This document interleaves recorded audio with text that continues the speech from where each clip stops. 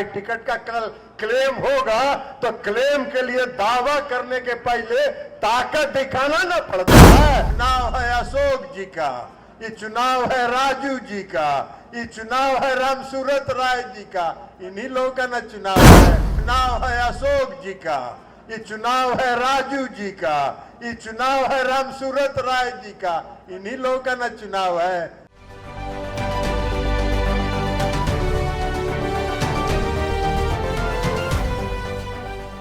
नमस्कार, स्वराज पोस्ट में आपका स्वागत है। मैं वेद सिंह।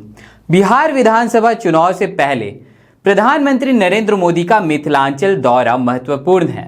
24 अप्रैल को मधुबनी के झंझारपुर में उनकी रैली एनडीए के शक्ति प्रदर्शन के रूप में देखी जा रही है। इस दौरे में कई परियोजनाओं का उद्घाटन होगा जो विकास के एजेंडे को आगे बढ़ाएगा।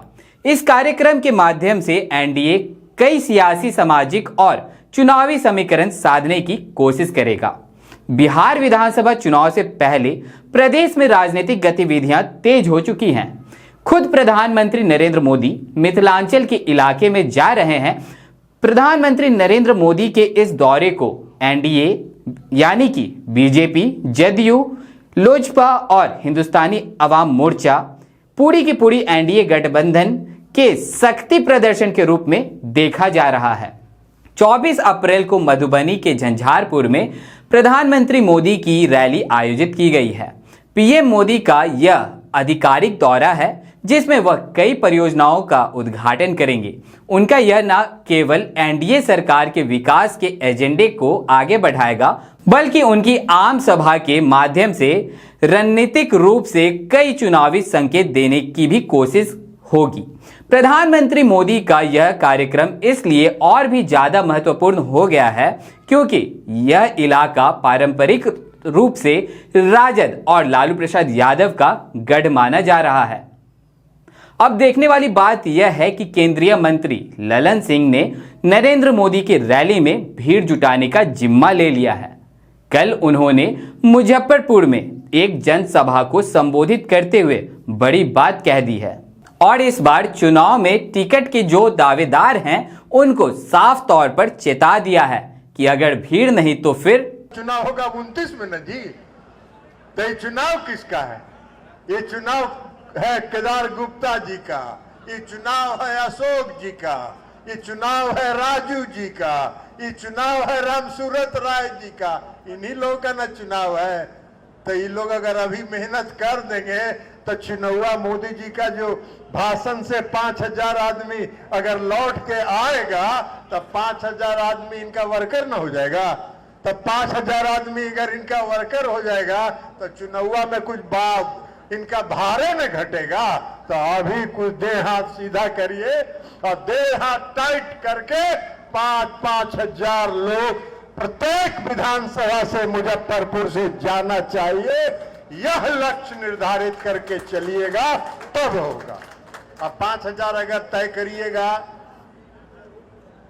5000 अगर तय करिएगा तो 6 गो विधायक हैं, तो 6 गो विधायक हैं तो 6-50 30,000।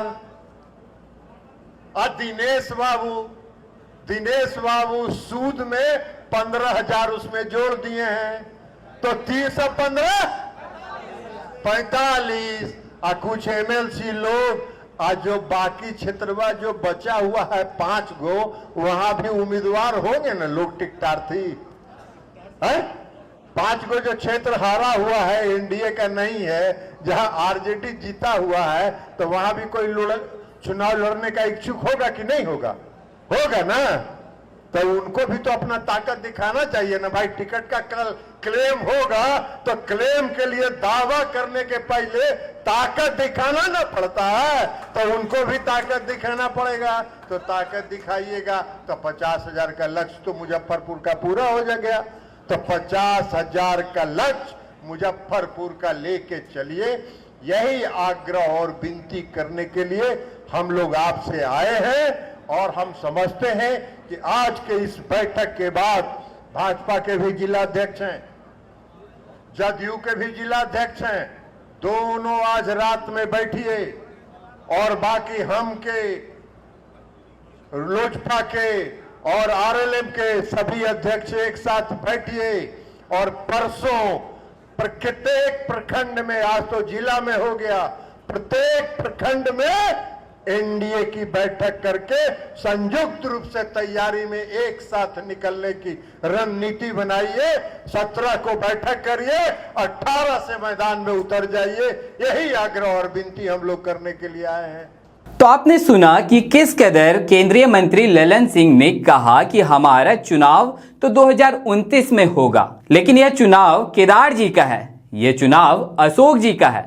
अब देखने वाली बात यह है कि मोदी जी का बिहार दौरा कितना फायदा पहुंचाता है एनडीए गठबंधन को, और या इस बार तख्ता पलट होगा और महागठबंधन की सरकार बन जाएगी। तब तक के लिए और भी ऐसे तमाम खबरों का सिलसिला इसी प्रकार बना रहेगा। स्वराज पोस्ट पे अपनी प्रतिक्रिया को हमारे कमेंट बॉक्स में जरूर साझा करें। धन्यवाद।